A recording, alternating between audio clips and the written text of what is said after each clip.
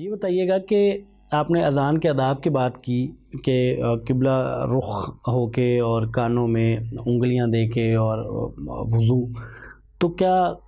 سر پہ کوئی رومال ٹوپی یہ بھی ضروری ہے، آداب میں سے ہے، یا اس کے بغیر بھی اذان ہو جاتی ہے؟ اذان کے لیے جس طرح طہارت شرط نہیں ہے، اسی طرح سر کا ڈھانپا ہونا بھی شرط نہیں ہے۔ حتیٰ کہ میں تو کہتا ہوں کہ جب نماز بغیر سر کے اوپر ٹوپی رکھے یا سر کے اوپر کوئی چیز رکھے جب نماز ہو جاتی ہے تو اذان کے نہ ہونے میں کوئی معنی نہیں ہے، تو اذان بھی ہو جاتی ہے بغیر ٹوپی کے یا بغیر سر کے اوپر رومال رکھے آپ اذان کہہ سکتے ہیں، کوئی حرج نہیں ہے، ٹھیک ہے، جائز ہے، بالکل جائز۔ اذان پر تنخواہ لی جا سکتی؟ ایک مؤذن ہے اور باقاعدہ اس کو تنخواہ کے طور پر رکھا ہوا ہے، تو درست ہے یہ؟ اذان ایک بندہ اذان اگر ویسے کبھی کبھار آ کر اذان کہتا ہے تو اس کو تنخواہ نہیں لینی چاہیے،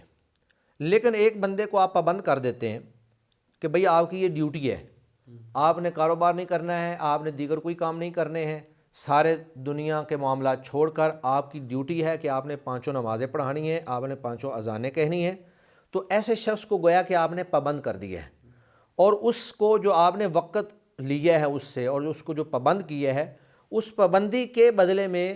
وہ جو ہے تنخواہ بھی لے سکتا ہے، اور جو بھی اس کی ضروریات ہیں وہ پوری کرنی چاہیے۔ سیدنا عمر رضی اللہ تعالی عنہ اور سیدنا ابو بکر صدیق رضی اللہ تعالی عنہ جب منصب خلافت ان کے کندھوں پہ آیا تو وہ باقاعدہ وظیفہ لیا کرتے تھے بیت المال سے۔ اسی طرح حضرت عمر رضی اللہ تعالی عنہ نے جو مدرسین تھے، قرآن مجید کو پڑھانے والے مدرسین تھے یا مؤذنین تھے، ان کی حضرت عمر رضی اللہ تعالی عنہ نے باقاعدہ تنخواہیں جو ہیں وہ مقرر کیں۔ تو اس سے یہ ثابت ہوتا ہے کہ اذان کے اوپر اگر کسی کو پابند کر دیا جائے، اس میں مؤذن ہو گئے، ائمہ ہو گئے، اسی طرح اس کے اندر مدرسین ہو گئے اور دیگر تمام وہ لوگ جو دینی جو ضروریات پوری کر رہے ہیں یا دینی خدمات جو ہے وہ سر انجام دے رہے ہیں، تو فقہ کا ایک اصول ہے کہ حابس پر محبوس کا نان و نفقہ لازم ہے، یعنی جس نے روکا ہے، روکنے والا جو ہے اس کے اوپر لازم ہے کہ جس کو روکا گیا ہے، پابند کیا گیا ہے، اس کا نان و نفقہ وہ پورا کرے۔ تو ویسے اس میں ایک قرآن مجید کی آیت بھی میرے سامنے آ رہی ہے،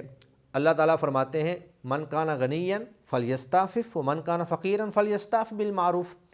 کہ اگر تو کوئی شخص غنی ہے، اس کو اللہ نے اتنا رزق دیا ہوا ہے کہ اس کو تنخواہ کی ضرورت نہیں ہے، اس کے بہت اچھے اخراجات چل رہے ہیں، ضروریات پوری ہو رہی ہیں، تو وہ بچے، اور اگر ایک آدمی فقیر ہے تو وہ اپنی ضرورت کے مطابق لے سکتا ہے۔ تو اس اصول کے مطابق جو ہے اگر آپ کسی کو پابند کرتے ہیں تو اس کو بھی ان چیزوں کا لحاظ رکھنا چاہیے۔ تو اس کا مطلب یہ ہوا کہ تنخواہ لینا، اذان پہ تنخواہ لینا، امامت پہ تنخواہ لینا یا تدریس قرآن پہ تنخواہ لینا شرعی طور پہ یہ جائز ہے، اس میں کوئی